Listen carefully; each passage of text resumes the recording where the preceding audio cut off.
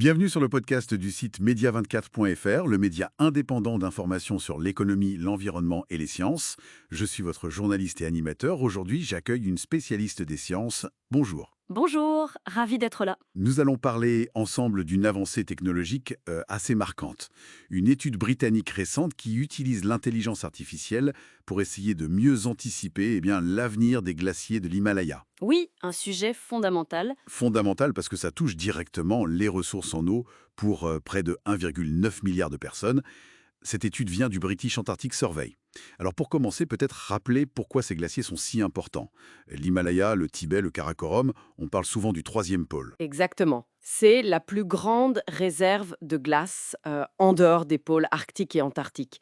Une réserve d'eau douce absolument gigantesque.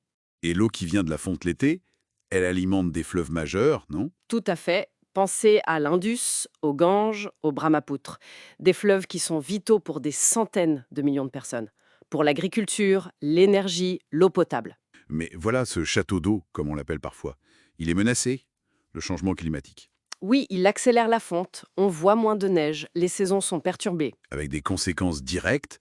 Parfois pas assez d'eau, parfois trop, avec des inondations. C'est devenu très imprévisible. Tout à fait. Et c'est là que les anciens modèles climatiques montraient leurs limites. Pour cette région montagneuse très complexe, les résultats étaient, disons, très dispersés, pas assez fiables. D'où l'intérêt de cette nouvelle étude et de l'IA. Qu'est-ce qu'elle apporte de nouveau exactement? Alors, la nouveauté, c'est cet algorithme d'IA spécifique, le Mixture of Experts. On pourrait traduire ça par mélange d'experts. L'idée, ce n'est pas juste de faire une moyenne des résultats de, mettons, 13 modèles climatiques régionaux existants. Ça risquerait de nous noyer un peu les bonnes prévisions. D'accord. Non, là, l'algorithme est plus malin.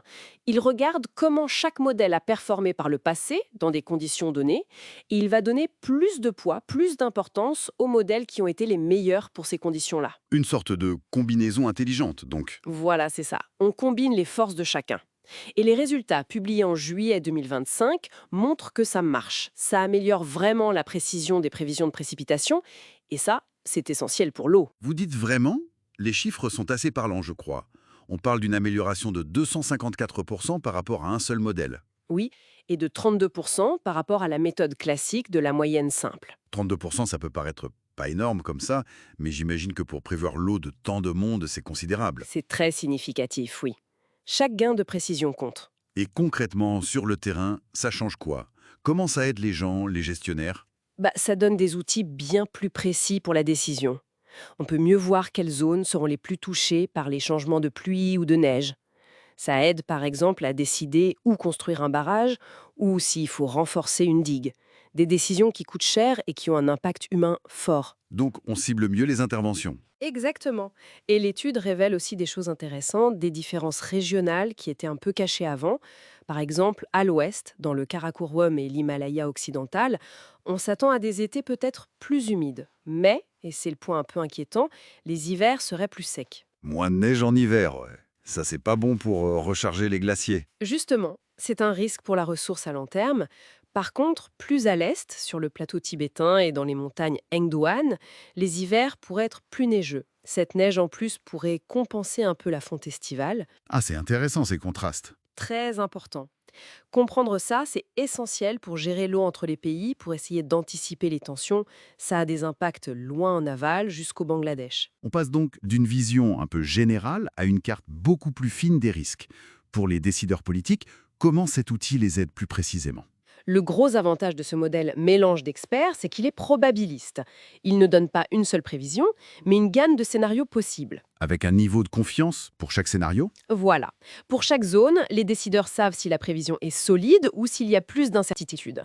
Kenza Tazi, l'autrice principale, dit bien que ça permet d'éviter les erreurs coûteuses. On imagine bien.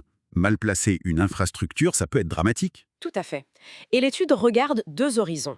Moyen terme jusqu'à 2065 et long terme jusqu'à 2095.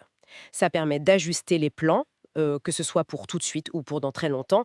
C'est vraiment affiner ce qu'on pourrait appeler la planification de survie. Donc, pour résumer, l'IA, avec cette méthode, améliore nettement les prévisions pour l'Himalaya. Elle montre des différences régionales importantes et donne un outil concret pour gérer l'eau et s'adapter au changement climatique. C'est vital pour cette région si peuplée. Oui, c'est exactement ça. Mieux anticiper, ça ne règle pas le problème à la racine, bien sûr, hein, mais c'est indispensable pour mieux se préparer aux chocs qui arrivent. C'est une aide précieuse. Une question qui reste peut-être en suspens, c'est comment s'assurer que cette information, maintenant qu'on l'a plus précise, arrive vraiment à tout le monde? Aux communautés locales, par exemple, et qu'elle soit partagée entre les pays? C'est sans doute le prochain défi. C'est un défi majeur, en effet. La diffusion et l'utilisation équitable de cette connaissance. Merci pour votre écoute et retrouvez plus d'actualités sur media24.fr.